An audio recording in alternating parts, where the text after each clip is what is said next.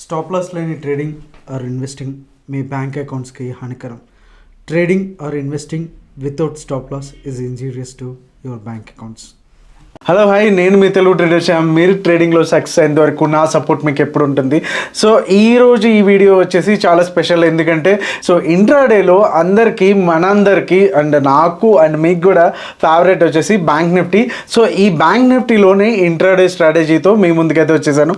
And ఇది పెద్ద delta, neutral and theta gain ఇలాంటివి ఏవి కాకుండా చాలా చాలా సింపుల్గా ఓన్లీ ఒక ఇండికేటర్, అది ప్రైస్ యాక్షన్ బేస్డ్ ఇండికేటర్తో మీ ముందుకైతే వచ్చేసాను. సో ఇంకా లేట్ చేయకుండా వీడియోలోకి అయితే వెళ్ళిపోదాం.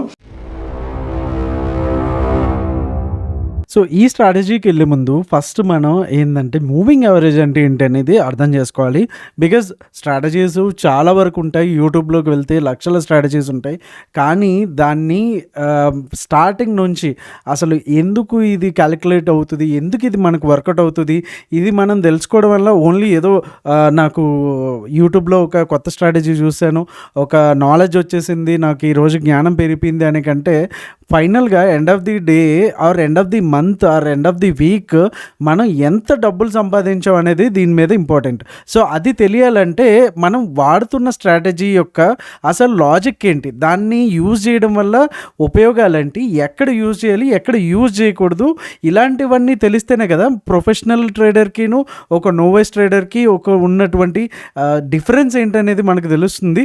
సో అందుకని సింపుల్గా స్ట్రాటజీ చెప్పేసి ఒక ఈఎంఐనో ఎస్ఎంఐనో ప్లాట్ చేసేసి ఇక్కడ బై ఇక్కడ cell, that is not the strategy. Okay, ఎక్కడ మనం యూజ్ చేయాలి, ఎక్కడ అవాయిడ్ చేయాలి అనేది కంప్లీట్గా తెలిసిన తర్వాతే చేయాలి.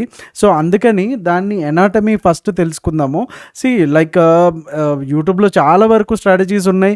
చాలామంది చెప్తారు హ్యామర్ వచ్చిన వెంటనే బై చేసేసామని. బట్ హ్యామర్ ఎప్పుడు బై చేయాలి, అది సపోర్ట్లో ఉన్నప్పుడా, రెసిస్టెన్స్లో ఉన్నప్పుడా, ఎలాంటి సందర్భంలో చేయాలి అనేది కూడా తెలియాలి. ఓకే, ఇప్పుడు ఒక కైండ్ ఆఫ్ ఫాలింగ్ మార్కెట్లో ఉన్నప్పుడు అది సపోర్ట్ దగ్గర వచ్చినప్పుడు దాన్ని నెక్స్ట్ క్యాండిల్ చూసుకుని దాని మీద మనం బై చేయాలి. కానీ ఒకవేళ మిడిల్లో వచ్చింది, ఓకే సపోర్ట్ కాదు అటు రెసిస్టెన్స్ కాదు, మధ్యలో హ్యామర్ వచ్చినప్పుడు బై చేస్తే మాత్రం ఏమీ యూజ్ ఉండదు. దానివల్ల మనకి స్టాప్ లాస్లు హిట్ అవుతాయి. నెక్స్ట్ వెంటనే మనకు ఒకటి అర్థమవుతుంది ఏంటంటే అరే ఇది హ్యామర్ అనేది పనిచేయదు, ఈ స్ట్రాటజీ అనేది పనిచేయదు, నెక్స్ట్ వేరే ఛానల్కి వెళ్దాం, వేరే వీడియో చూద్దాం. సో అలా కాకుండా ప్రాపర్గా దాన్ని తెలుసుకుని ఒక స్ట్రాటజీ మీద మినిమం 60 to 90 days మనం ప్రాక్టీస్ చేసిన తర్వాత దాన్ని డిసైడ్ చేయండి. మన ఛానల్లో అయినా అవ్వచ్చు, వేరే ఛానల్ అయినా అవ్వచ్చు, ఎవరు చెప్పినా సరే స్ట్రాటజీనే, స్ట్రాటజీలు అన్నీ వర్క్ అవుతాయి. అక్కడ మనం ఎంత అర్థం చేసుకున్నాం ఆ స్ట్రాటజీని అండ్ మన ట్రేడింగ్ సైకాలజీ, మన రిస్క్ మేనేజ్మెంట్ మీద డిపెండ్ అయి ఉంటుంది. సో ఇది మనం తెలుసుకుంటే ప్రతి స్ట్రాటజీని కూడా ఎలా వర్క్ చేయొచ్చు, ఎలా అవాయిడ్ చేయాలి అనేది మనకు తెలుస్తుంది. సో ఈ స్ట్రాటజీ విషయానికి వచ్చేసరికి మనం మూవింగ్ యావరేజెస్ని యూజ్ చేస్తున్నాం కాబట్టి మూవింగ్ యావరేజ్ అంటే సింపుల్గా ఏంటంటే లైక్ ఒక ఎగ్జాంపుల్ తీసుకోవాలంటే కనుక మనం ఒక మ్యాంగో షాప్కి వెళ్ళాం అనుకుందాం. ఓకే, వాళ్ళు 30 రూపీస్ అనేది ఒక మ్యాంగోకి, ఒక మామిడికి ఎంత అంటే 30 రూపీస్ చెప్పాడు ఎగ్జాంపుల్. ఓకే, మనం ఇమీడియట్గా అంటాం కదా, ఆంటీ నేను 4 తీసుకుంటా నాకు ఎంతకి తగ్గిస్తారు, లేకపోతే నేను డజన్ తీసుకుంటా ఎంతకి తగ్గిస్తారు అనేసి. ఓకే, ఇంటూ 4 చేస్తే మనకి 120 రూపీస్ వచ్చింది. ఓకే, సో 120 వచ్చింది కాబట్టి 100 రూపీస్కి ఇవ్వమన్నారు. సో 20 రూపీస్ అయితే తగ్గించారు కాబట్టి 100 పడింది. ఓకే, మనం ఫస్ట్ చెప్పుకున్న మ్యాంగో ప్రైస్ ఎంత 30 రూపాయలు, కానీ మనకి 100కి 4 వస్తున్నాయి, అంటే డివైడెడ్ బై 4 కొడితే సింపుల్ లెక్క. సో యావరేజ్ ఎంత వచ్చింది 25. సో ఒక్కొక్క మ్యాంగో మనకి అన్ని తీసుకుంటున్న వలన యావరేజ్ ప్రైస్ వచ్చి 25 రూపీస్కి వచ్చింది. అంటే ఒక్కొక్క మ్యాంగో మీద 5 రూపీస్ అనేది మనకి తగ్గింది. సో సింపుల్గా ఇలానే ప్రతి క్యాండిల్ యొక్క క్లోజింగ్ ప్రైస్, ఓకే జాగ్రత్తగా వినండి, ప్రతి క్యాండిల్లో ఉన్నటువంటి క్లోజింగ్ ప్రైస్ని తీసుకుని దాన్ని ఒక్కొక్క డాట్స్ని కలుపుకుంటూ వెళ్ళడమే దాన్ని మూవింగ్ యావరేజ్ కాన్సెప్ట్ అంటారు. మూవింగ్ యావరేజ్ని అలా క్యాలిక్యులేట్ చేస్తారనమాట. ఓకే, మరి ఈ మూవింగ్ ఏంది, యావరేజ్ అయితే మనకు అర్థమైంది, మరి మూవింగ్ ఏంది? సో ప్రైస్తో పాటు ఇది మూవ్ అవ్వుకుంటూ వెళ్తుంది కాబట్టి దీన్ని మూవింగ్ యావరేజ్ అంటారనమాట. ఓకే, సో మూవింగ్ యావరేజ్ అంటే ఏంటి అనేది సింపుల్గా మీకు అర్థమయ్యే ఉంటుందైతే అనుకుంటున్నాను. సో అన్ని రకాలుగా ఫ్రూట్స్లో అండ్ స్వీట్స్లో డిఫరెన్స్ ఉన్నట్టే మనకు కూడా మూవింగ్ యావరేజెస్లో కూడా చాలా టైప్స్ ఉంటాయి. సింపుల్ మూవింగ్ యావరేజ్, దీన్నే సింపుల్ మూవింగ్ యావరేజ్ కాకుండా కొంతమంది ఓన్లీ ఎంఏ అంటే మూవింగ్ యావరేజ్ అంటారు, అండ్ ఇంకా DMA, okay, daily moving average, దీన్ని కూడా same simple moving average, DMA, MA అన్న ఒకటే. అండ్ కొంతమంది వెయిటెడ్ మూవింగ్ యావరేజ్ డబ్ల్యూఎంఏ అంటారు. తర్వాత ఇప్పుడు మనం యూజ్ చేసేది EMA, exponential moving average.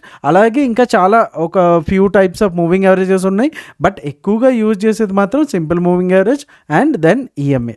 Okay, so calculation of moving averages మనం ఆల్రెడీ తెలుసుకున్నాము.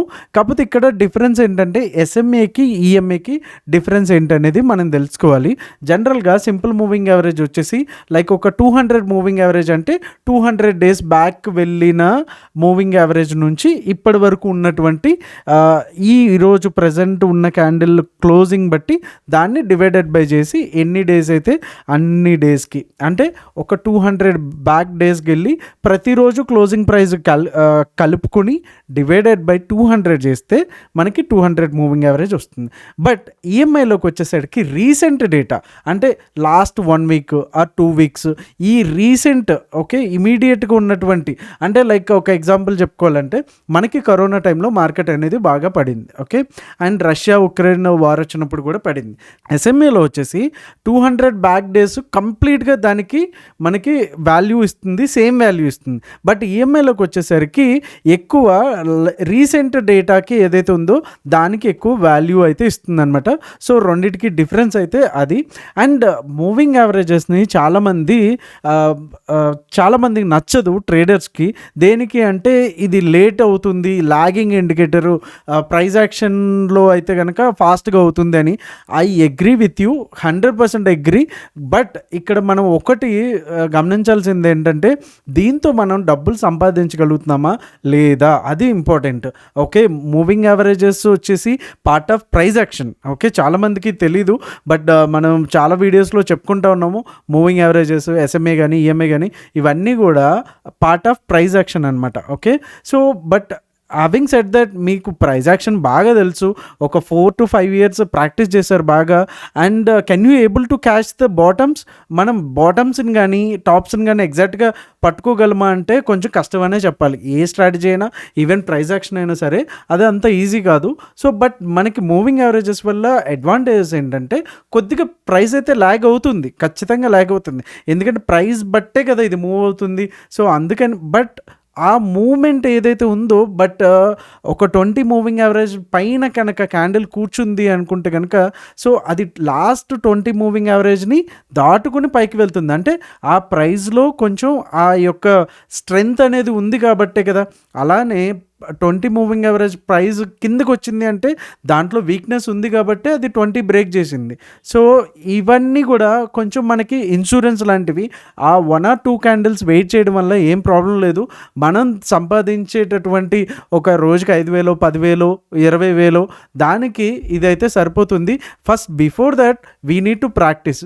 ఇందాక చెప్పుకున్నట్టు 60 to 90 డేస్ అయితే మాత్రం ఖచ్చితంగా ప్రాక్టీస్ చేసిన తర్వాతనే దీన్ని రియల్ టైంలో అయితే అప్లై చేయండి. Okay, and let's move to live charts. Okay, so చార్ట్స్లోకి వచ్చేసిన తర్వాత సింపుల్గా మనం ఇప్పుడు మాట్లాడుకున్నది ఒకసారి మీకు నేను ప్రాక్టికల్గా మూవింగ్ యావరేజ్కి అండ్ ఎక్స్పోనెన్షియల్ మూవింగ్ యావరేజ్ ఈఎంఐకి డిఫరెన్స్ ఏంటనేది నేను ఇప్పుడు చూపిస్తున్నాను. ఓకే, సో ఇది బై డిఫాల్ట్ నేను 20 చేస్తున్నాను.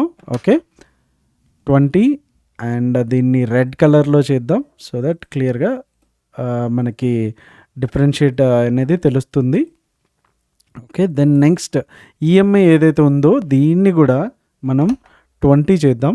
సో మీరు ఇక్కడ గమనిస్తే కనుక మనకి రెడ్లో ఉంది simple moving average and black కలర్లో ఉంది ఈఎంఐ. ఓకే, మనం ఇక్కడ గమనించాల్సింది ఏంటంటే ఈఎంఐ ఫాస్ట్గా టర్న్ అవుతుంది. ఓకే, ఇది ఇక్కడికి వచ్చి లాంగ్ టర్న్ యూటర్న్ తీసుకుంటుంది, బట్ ఇది ఫాస్ట్గా టర్న్ అయితే అవుతుంది. సో నెక్స్ట్ ఈ ఎగ్జాంపుల్లో చూసినా సరే ఈఎంఐ అనేది ఫాస్ట్గా టర్న్ అవుతుంది, ఎస్ఎంఐ అనేది స్లో.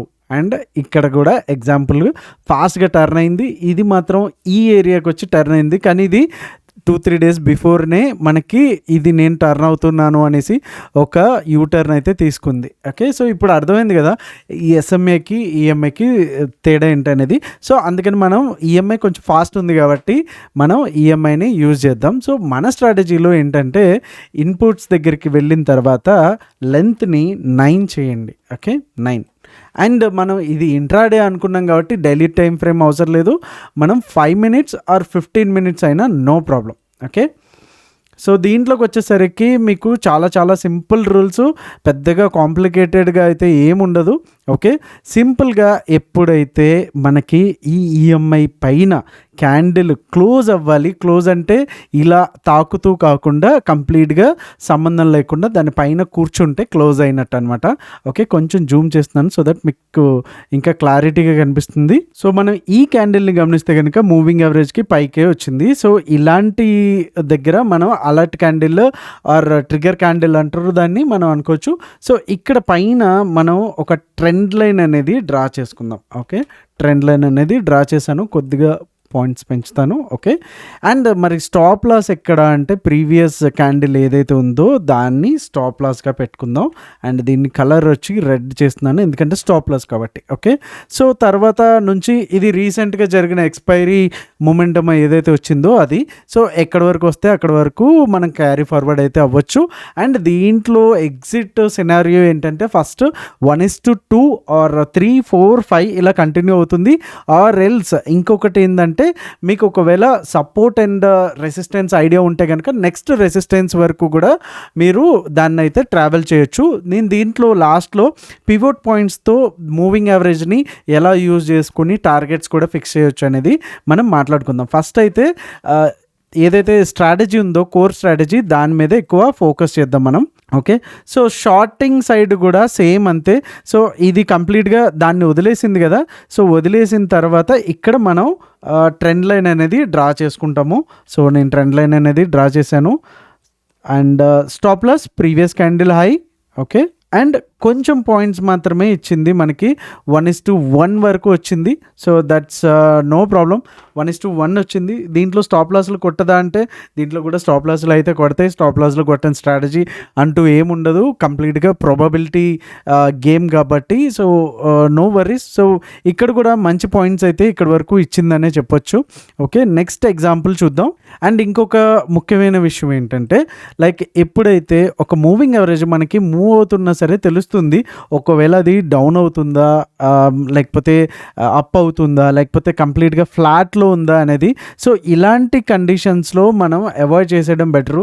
ఎందుకంటే కంప్లీట్గా మూవింగ్ యావరేజ్ వచ్చి స్ట్రైట్ లైన్కి దగ్గరలో ఉంది అండ్ ఈ విక్స్తో కలిపి దాన్ని తాకుతూనే వెళ్తుంది, ఎక్కడ కూడా మనకి అటు ఇటు కానీ కదలట్లేదు. ఇలాంటి సైడ్ వేస్ మార్కెట్ ఉన్నప్పుడు కంప్లీట్గా అవాయిడ్ చేసేసడం బెటర్. అండ్ ఈ స్ట్రాటజీనే కాదు ఏ స్ట్రాటజీ అయినా సరే కంప్లీట్గా సైడ్ వేస్లో అయితే మనకి ఎక్కువ వర్క్ అయితే అవ్వదు, అది మనందరికీ తెలిసిందే. సో ఇలాగా కండిషన్స్లో ఇదర్ అప్ సైడ్ కానీ డౌన్ సైడ్ కానీ మూవ్ అవుతున్నప్పుడు అయితే మంచిగా అది వర్కౌట్ అయితే అవుతుంది. ఓకే, సో ఇలాంటి కండిషన్స్లో మనకి ఫస్ట్ క్యాండిల్లే మంచి క్యాండిల్ ఇచ్చింది 5 మినిట్స్లో. సో దీన్ని హై ఏదైతే ఉందో హై మార్క్ చేసుకుందాం అండ్ లో ఏదైతే ఉందో స్టాప్ లాస్గా పెట్టుకుంటే దీన్ని నెక్స్ట్ ఇమీడియట్గా ఇక్కడికి వచ్చింది. ఓకే, సో ఆ రోజు ఎంతవరకు ఇచ్చింది అనుకుంటే కనుక జస్ట్ మార్నింగ్ నుంచి కూడా పెద్దగా అయితే ఇవ్వలేదు, but still it's a good points. మనం ఒకసారి చూద్దాం. ఇంత స్టాప్ లాస్ పెద్దగా ఉంది కాబట్టి జనరల్గా ఇలాంటి కండిషన్స్లో మనం ఏం చేయాలంటే 9:30 ఫస్ట్ లైక్ 9:15 క్యాండిల్ ఏదైతే ఉందో చాలా పెద్దగా ఉంది. సో ఇలాంటి కండిషన్స్లో మనం కంప్లీట్గా దాన్ని అయితే అవాయిడ్ చేసేద్దాం, ఎందుకంటే స్టాప్ లాస్ చాలా పెద్దగా ఉంది కాబట్టి. సో స్టాప్ లాస్ మీకు కంఫర్ట్గా లేకపోతే కనుక ఆ రోజు అయితే కంప్లీట్గా అవాయిడ్ చేసేసండి.